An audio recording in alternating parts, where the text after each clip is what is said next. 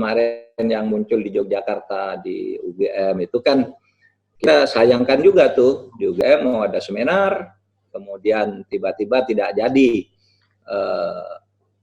karena lalu ada isu makar. Padahal enggak juga sih kalau saya baca. Kebetulan yang calon pembicaranya di UGM yang jadi pembicara itu dulu saya promotornya ketika doktor, kemudian jadi asisten selama Bu Nikmatul Huda. Itu orangnya enggak aneh-aneh juga, dia ahli hukum tata negara. Dan sebelum ini ribut, saya beritahu, berdiskusi tentang pemecatan presiden itu boleh, saya bilang.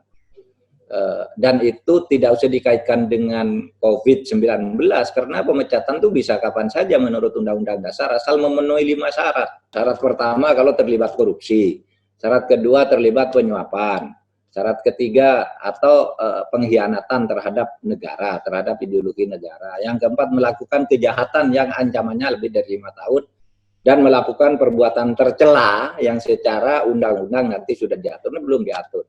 Dan yang terakhir, kalau terjadi keadaan di mana tidak memenuhi syarat lagi. Di luar itu, membuat kebijakan apapun, Presiden itu tidak bisa, Pak, diberhentikan di tengah jalan. Apalagi hanya membuat kebijakan COVID itu, tidak ada menaikkan harga ini, menurunkan harga itu, menimediasi A, membubarkan ini, membubarkan itu.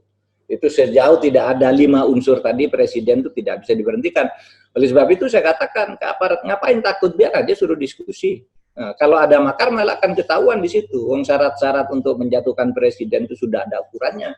Baik menurut Undang-Undang Dasar maupun menurut Undang-Undang. Sudah ada gitu.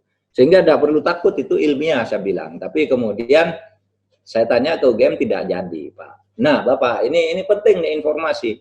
Seakan-akan tidak jadi itu merupakan tindakan dari pemerintah. Saya cek ke polisi, tidak ada polisi melarang. Saya cek ke rektor UGM, saya telepon rektor UGM, pembantu rektor. Apa itu dilarang, saya bilang. Tidak usah dilarang dong. Enggak, Pak, mereka diantara mereka sendiri, diantara masyarakat sipil sendiri saling teror. Gitu. Siapa yang mendatangi, menteror rumahnya Bu Nima agar tidak itu? Saya bilang laporkan, kalau ada orangnya laporkan ke saya.